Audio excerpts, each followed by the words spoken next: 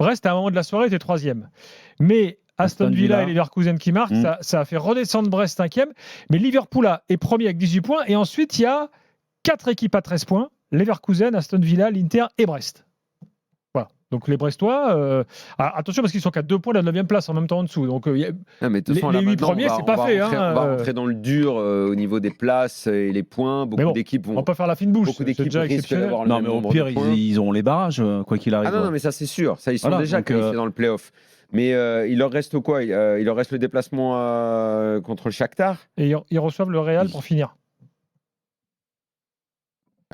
Ça aurait pu être dans mes points. Le Real. Lequel? Ah oui. Le fait que les 3 stars ont marqué pour la première fois ensemble dans un même match. Alors effectivement, le Shakhtar, ils peuvent aller à 16 points. Hein. Le Shakhtar, franchement, le Shakhtar, c'est pas une équipe qui cette année fait pas grand-chose. Hein. Bon, alors Brest, effectivement, quand tu les vois jouer ce soir, il y a un truc fou, excuse-moi, c'est que Brest pourrait éliminer le Real. Mais ça, non. Le Real gagnera contre Brest. Si le Real a besoin des points, le Real gagnera contre Brest. À Guingamp? Oui. Dans l'antre de Roudourou? Oui. Je suis prêt à mettre beaucoup. Ah bon? Oui. Moi, je m'aventurerais pas. Si le Real a besoin des points, le Real gagnera à Brest. Ça fait un petit moment que le Real a besoin de points. Et surtout, on s'en fout parce que Brest sera déjà qualifié.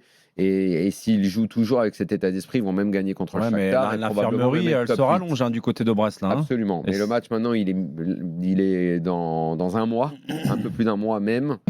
Et il y a quand même quelque chose qui est frappant avec cette équipe. C'est cette espèce d'état d'esprit, enfin pas cette espèce, cet état d'esprit qu'ils sont en train de mettre dans cette Coupe d'Europe, comme si à chaque fois ils se transcendaient. Je ne sais pas où sera le bout du chemin de cette motivation supplémentaire.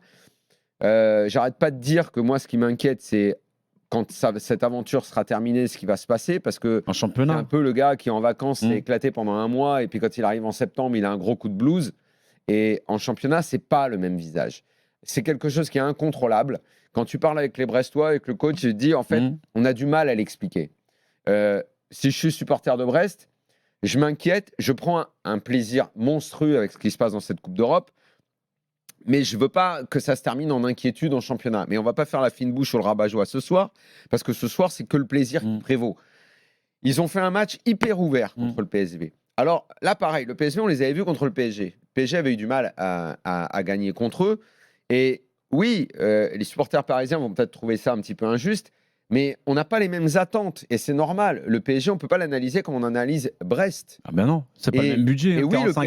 Et oui, le PSG avait dominé contre le PSV. Peut-être qu'ils auraient dû gagner, même si le match était vraiment pas terrible.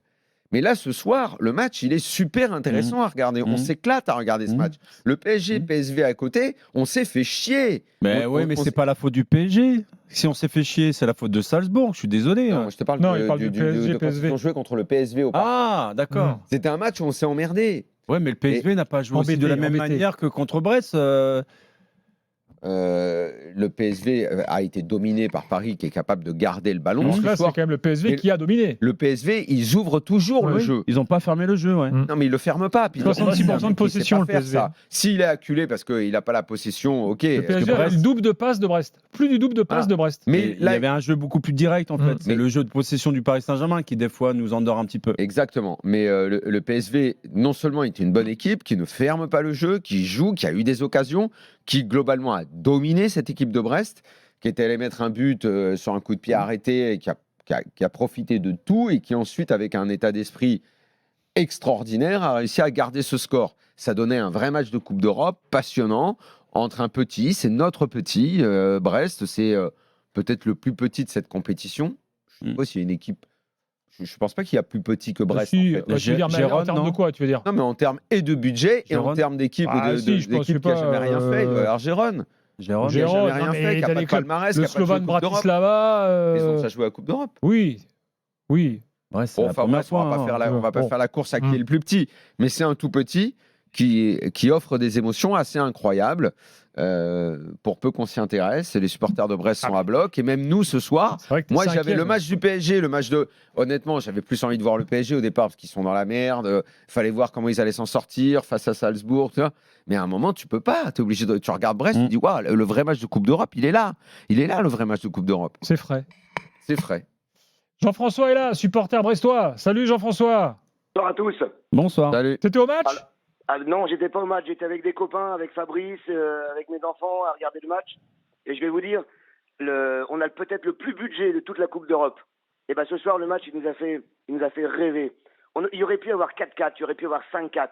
On a vécu un match de rêve. On est le plus petit budget et on va se présenter contre les meilleurs. Alors on a gagné, on a perdu, pardon. On a perdu contre Barcelone, c'était logique. Mais ce soir, on a montré l'envie. On montre qu'un petit club du bout de la Bretagne fait vibrer la France. Qui joue pas dans son stade. Et va se qualifier. Et on entend dire que peut-être, si on est qualifié pour les phases finales, on ira peut-être jouer au Stade de France. Oui, alors ça, c'est un problème de stade. Jean-François, tu veux que je te dise? Oui. Moi, ça, je sais pas. Honnêtement, j'en ai pas envie pour vous. Non, moi non plus. Le Stade de France, c'est anonyme. Vous allez perdre ce qui est en train de faire votre force, à savoir le fait de rester en Bretagne. Et ça va pas déstabiliser. Le problème, c'est qu'ils peuvent pas jouer à Guingamp, apparemment. Et pourquoi? Si, c'est possible qu'il y ait un aménagement. Parce qu'à ce stade, voilà, soit ils font les aménagements, soit ils vont à Rennes. Mais pourquoi? Non, mais allez à Rennes, restez sur vos terres. Le Stade de France, il n'y a rien de plus neutre. Parce que Manu, le cahier des charges n'est plus le même en phase finale, en fait. Il y a plus d'exigences de l'UEFA. Non, mais Jean-François, vraiment, moi, à ta place, je ne rêverais pas du Stade de France. Il n'y a pas d'âme dans ce stade. Mais écoutez-moi, visiblement, d'après ce qu'on dit, c'est que avec ces histoires d'argent, on pourrait même pas jouer à Guingamp. Mais sérieux, tu fais jouer à Rennes, tu t'en fous. Tu fais donc les 6 premiers mois dans le stade. Et si on joue à Rennes, on sera chez nous. Hein. Donc quoi? Si on joue à Rennes, on sera chez nous, ça sera parfait. Eh ben c'est ce que je te dis. Ne rêvez pas du Stade de France, c'est anonyme, c'est sans âme. 80 000 places, vous allez remplir peut-être, j'en sais rien. Vous allez attirer des curieux, il n'y aura pas d'ambiance. Franchement. Quand je dis ça, c'est qu'on fait rêver un petit peu la France avec un petit club comme nous. Ça, c'est vrai. Oui, on est d'accord. Oui, mais pas au Stade de France. Non, mais en plus. Monsieur Rotten, il est à côté de vous ou pas? Non, il n'est pas là. Non, il est chez lui. Merde. Pourquoi? Il faudra lui donner mon numéro. Je l'invite à voir un match à Brest. Au début, il a dit qu'on était un petit peu la honte. Ah bon? Il a pas été très gentil au début sur Brest. Je me souviens pas, j'ai pas entendu. Et bon, c'est pas grave. Mais au jour d'aujourd'hui, là, ce soir, quand on voit le match de Brest, j'ai pas vu le match de Paris, je le regarderai demain. Mais le match de Brest aujourd'hui, c'était un vrai match de Coupe d'Europe. Qui a été l'homme du match pour toi? Bizot? Pour moi, l'homme du match, c'était Bizot. Bah oui. Il n'y a pas photo. Il est moins bon que l'année dernière. D'ailleurs, c'est lui qui fait la messe de Noël à Brest cette année. Ah ouais, mais il peut venir dans toutes les églises du coin. Hein. Avec ses grands bras, ses grandes mains, quand on voit qu'il fait presque 2 mètres et qu'il arrive à se coucher tout le temps, ouais. Il y a une équipe, il y a une âme derrière. Oui, on le voit et on est tous épatés de voir ça. Et moi, je trouve ça génial dans le sens où, à l'heure du foot business, à l'heure du foot pognon, une petite équipe. On a encore des histoires comme ça, oui. Mais est-ce que quand tu les vois jouer en championnat, quelque part tu dis merde, ils mettent quand même beaucoup plus d'envie et de cœur en Coupe d'Europe qu'en championnat en ce moment? Je suis d'accord. Moi, Lille, le dernier match, comme si on redescendait, on arrive à se transcender en Coupe d'Europe. C'est un peu la magie de la Coupe. C'est un peu comme la Coupe de France pour nous. Pour nous, cette année, c'est la Coupe d'Europe, quoi. Ouais. Ouais, mais il y a quand même beaucoup de blessés également du côté de Brest. Hein. Tu jouais tous les 3 jours. C'est ça qui est beau aujourd'hui. C'est qu'on a beaucoup de blessés. On a pas mal de cadres qui sont pas là. Et, il y a 7 blessés. Hein. 7 blessés. Et on arrive contre le PSV Eindhoven. Mais même les joueurs de Brest, on n'aurait jamais imaginé un jour jouer contre eux. Et on arrive à gagner. Avec cette envie, ce public aussi. Hein, parce qu'il y a, derrière tout ça, il y a la communion du Finistère. Hein. Non, mais la vérité, c'est que, en ce moment, le foot français va pas bien. Il est plus visible. Le niveau est bof. Mais en fait, ce que fait Brest, là, c'est un message à tout le monde. Parce que t'es aujourd'hui, je sais pas, t'es président de. D'avoir de l'argent, ça, tu veux dire? Non, mais t'es président de n'importe quel club de Ligue 1. Tu te dis. C'est très important d'en avoir. Oui, parce qu'on est dans la merde à cause de ça. Brest le fait, pourquoi est-ce que demain, je sais pas, Nantes, Lens, Strasbourg, on pourrait pas le faire? Non, mais parce que Brest, c'est mine de rien, ok, c'est l'exploit, c'est tout ce que tu veux, mais c'est quand même la récompense d'un travail bien fait depuis pas mal de temps. Bien sûr. Entre le Mais président, les autres ont aussi le droit de faire le directeur de sportif, bien bosser. le choix d'Éric Roy, qui quand même, rappelons-le, nous avait beaucoup tous Le choix surpris. d'Éric Roy, c'est ouf. Parce qu'on savait pas où il en était de sa vie, de sa carrière, de son envie après 10 ans sans entraîner. Ça s'est immédiatement super bien passé. D'abord, première étape, sauver l'équipe, les reprendre derrière, faire cette saison démente pour accrocher la Ligue des Champions, ne pas être ridicule en Ligue des Champions alors qu'on avait ressorti, moi le premier, les phrases habituelles, si Brest y va, je ne sais pas si c'est bien pour eux, je ne sais pas si c'est bien pour le foot français, parce que ça montre qu'il y a des équipes qui travaillent moins bien, tout ça. À l'arrivée, non seulement ils font pas honte, ils sont l'honneur de notre football, et ce qu'ils font est absolument dingue, et peu importe, même presque qu'ils terminent top 8 ou pas, de toute façon, ils vont quand même jouer le play-off. Bah oui, c'est une histoire réussie déjà. Et le play-off, ce sera déjà formidable de le faire. Et puis la position qui sera la leur fera que ce sera peut-être pas un crack. Bon. Par contre, ils ne jouent pas contre le PSG en play-off. Qu'ils vont... Ah oui. Non, par contre, je trouve ça choquant ce que tu viens de me dire, qu'ils soient obligés de changer de stade. Ah bah oui. C'est l'UEFA. Non, mais ça, il y a l'UEFA, ils ont des, il y a des chartes à respecter. Donc ça veut dire que les histoires comme Brest, ça les intéresse pas en fait. Bah, ça veut dire que c'est ce qui permet justement ça veut dire, aux gens d'aimer le foot. En fait, je vais te dire la vérité, c'est que l'UEFA a effectivement un cahier des charges très strict. C'est géré par des Suisses allemands qui, si tu veux, sont pas très ouverts à mettre des dérogations. C'est très c'est carré. Comment on t'autorise à jouer pendant 6 mois, les premiers mois et les prochains mois? Donc en fait, ils espèrent que Brest se fasse éliminer. Le Suisse allemand, je pense pas. Bah si, disons-le clairement. Non, Manu, mais ils ont leur règle. Le Suisse allemand, il est là pour, tu vois, si tu veux lui faire respecter la fiche d'impôt, il le fera bien, c'est carré, tu vois. Exactement. Tu j'aimerais bien les voir devant moi, Suisse allemand, pour leur dire pourquoi vous autorisez un club à jouer pendant 6 mois dans un stade et quand ils sont qualifiés, vous leur dites non, il faut changer le stade maintenant. Bah, j'aimerais bien qu'ils me répondent, moi, mes Suisses allemands. Bah écoute, comme on parle pas le Suisse allemand, on va dater Polo. Il y a 3 équipes qui ont un budget inférieur à Brest dans cette Ligue des Champions. Bratislava, L'étoile rouge. Allez, vas-y. L'étoile rouge, non? Non, monsieur. Manu? Gérone? Non, monsieur, c'est juste au-dessus.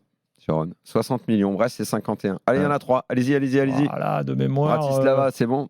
T'as le droit de regarder les équipes si tu veux. Dynamo Zagreb. Non, le Spartak, non. Spartak Prague? Oui, monsieur. Dynamo Zagreb? Non, pas Zagreb. Le Real Madrid? Rien qu'un joueur sur le banc de touche. Sturm Graz. Ah, Sturm Graz. Voilà. Donc Graz, Prague, Bratislava, c'est en dessous. Et merci à Luc, notre économiste. Très bien. Luc Arondel, qui m'envoie cette petite fiche budget.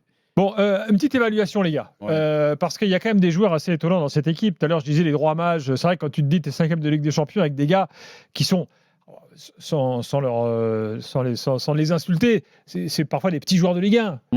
Bon, et qui se révèlent. Des joueurs mais qui ne sont pas connus sur la scène européenne, tu veux dire? Le Cardinal. Le Cardinal, on s'amusait à le mettre dans l'équipe avec Pentecôte, Corinne Diacre et machin. On ne l'imaginait pas marqué en... C'est surtout que le Cardinal, le dernier match de championnat, il est difficile. Il est difficile. Donc là, le Cardinal a un parcours plus dingue. C'est que sur son but, c'est là, tu sais, c'est ces matchs un petit peu fous et tout. Est-ce que tu as vu la reprise? Elle est limite un peu vrillée. Il y va avec tout le cœur, il envoie tout dedans, il met une sacoche, mais il la prend pas super, quoi. Il la prend pas super bien. Comme un dimanche matin. C'est une explosion, parce qu'une grosse frappe comme ça, on adore ça. C'est à 2 mètres, t'as envie tu transperces le filet, et il la prend pas très bien. Et c'est très drôle, en fait. Mais derrière le stade. Tu sais, c'est ce qui surprend aussi les adversaires. Magnetti, Camara, super milieu de terrain qui mériterait sans doute un jour de jouer des clubs. Bien aimé. Moi, j'adore en fait l'expression collective de cette équipe en Coupe d'Europe. En fait, c'est l'énergie qu'ils mettent, la solidarité, l'abnégation, la combativité. Et Doumbia, quel joueur Doumbia. Il a croqué ce soir aussi. Doumbia, c'est un très beau joueur de foot. Peut-être qu'il doit se durcir encore. Est-ce que c'est physiquement ou pas? Moi, je l'aime depuis l'année dernière. Petit gabarit. Voilà. Et parfois, il a du mal. Il a du mal à être régulier. En plus, c'est un joueur qui nécessite que le jeu s'organise un peu autour de lui. Donc, c'est pas toujours simple à mettre en œuvre. Mais c'est un joueur que les entraîneurs aiment beaucoup parce que c'est un gars qui a de la technique. Moi, j'aime beaucoup ce joueur-là. Qui? Minuti. Non, Magnetti, pardon. Pourquoi je dis Minuti, Parce que le rosé, parce qu'à force de boire du rosé. Mais pourquoi j'ai dit Minuti, moi? Le rosé, je te dis, le rosé. Et pourtant, j'aime pas le rosé, je te le dis. Écoute, je sais pas, moi, qu'est-ce que je te dis. Fort trop, Et puis, j'aime pas l'alcool, d'une façon générale. Non. Cela dit, c'est pas mauvais. Ah, ça, c'est toi qui le dis. Le Minuti, ouais, c'est pas mal. Non, mais tout ça pour dire que tu parles du statut des joueurs avant de faire cette compétition, c'est aussi la surprise des clubs qui ont l'habitude de jouer sur des joutes européennes, des grandes compétitions. Et quand ils arrivent à Guingamp, ils se disent mais en fait, c'est qui le joueur que j'ai en face de moi? Je l'ai jamais vu en fait. Bah oui. Donc ça surprend. Hein. Oui, donc c'est pour ça que c'est dommage qu'ils ne peuvent pas continuer à jouer au Roudourou dans la mesure où ça surprend quand même des grandes Europes quand tu arrives en disant mais attends, c'est quoi ce stade sur la scène européenne en Champions League et c'est quoi ces joueurs quoi, Est-ce que ça t'est déjà arrivé toi? Parce que toi tu n'as jamais joué dans une petite équipe, donc est-ce que ça t'est arrivé de dire ça m'est déjà arrivé de jouer contre des équipes méconnues. C'est qui ces mecs là que je connais personne dans l'équipe? Je me rappelle mes premières années avec Monaco quand on allait jouer en Russie dans des contrées comme ça lointaines, les joueurs on les connaissait pas du tout, la plupart n'étaient pas internationaux, on se disait mais en fait c'est quoi ses qualités, il est droitier, il est gaucher, c'était pas développé comme aujourd'hui en termes de stats et tout, donc des fois tu partais dans l'inconnu. Tu te changeais dans un vestiaire, c'était un fauteuil de salon, tu vois ce que je veux dire? Mais oui, non mais il faut le savoir. À mon époque, c'était comme ça, donc avec Arsenal, tu as dû jouer des clubs promus qui montaient de Championship où tu connaissais personne. T'étais sûr d'avance que tu allais prendre des coups de coude, des coups de poing, des coups de pied et que tu n'allais pas tellement jouer au ballon. À quoi t'attendre. Ouais, il fallait se hisser au niveau physique et mental. Ouais. Bon allez, il faut qu'on fasse. Jean-François, merci beaucoup. Ah bah merci. Et toujours là, Jean-François. Salut Jean-François. Ouais, bonne soirée à vous. Bonne soirée, à bientôt. Et allez Brest. Et allez Brest, hein. Exactement. On est là. Salut Jean-François. Merci, merci. Tiens, on peut écouter Romain Del Castillo. C'était sur Canal il y a quelques instants. Ça fait plaisir, franchement ça fait plaisir. On a retrouvé une équipe ce soir. Je pense que tout le monde s'est donné à 100% du début jusqu'à la fin. Il n'y en a pas un qui a lâché. On était sur tous les ballons. Même s'ils ont poussé, c'est une grande équipe en face. Ils auraient pu marquer des buts, mais on a tenu et c'est ce qui fait nos valeurs. On sait que c'est une équipe qui a l'habitude de ce genre de rencontre. Donc il fallait qu'on se donne à 150% dans les duels d'abord, retrouver ce qui fait nos forces dans les duels et après pouvoir poser le jeu et c'est ce qu'on a fait ce soir. Voilà. Avec la musique que Jérôme Thomas bien sûr identifié tout de suite derrière, viens donc faire un tour à Lambé qui est un quartier de Brest. Je la connais pas Manu, on va te la trouver. C'est la musique typique bretonne et tout. T'inquiète Paul Vexu, il va te la trouver. C'est une musique qui sent la bière et les fritasses. Ça sent la galette. Mais tu sais ce qu'il a dit il a dit on a retrouvé une équipe. Comment j'interprète cette phrase? La dernière sortie en Ligue des Champions, ils avaient perdu, logiquement, contre le Barça.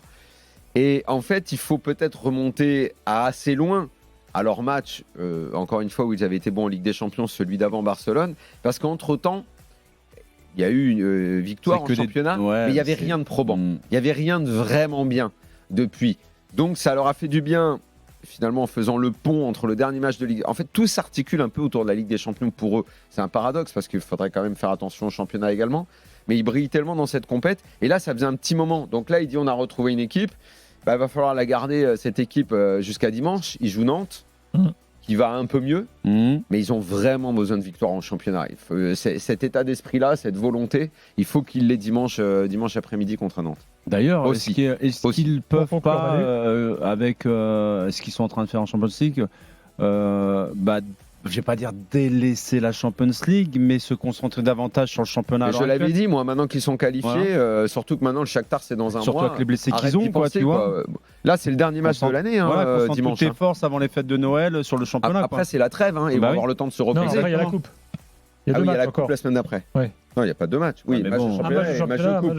Ouais, c'est ça. Oui, mais il va y avoir quand même une semaine entre les deux. Avec tout le respect que j'ai pour la Coupe de France, je veux dire, Brest n'est pas équipé pour jouer sur tous les tableaux, quoi.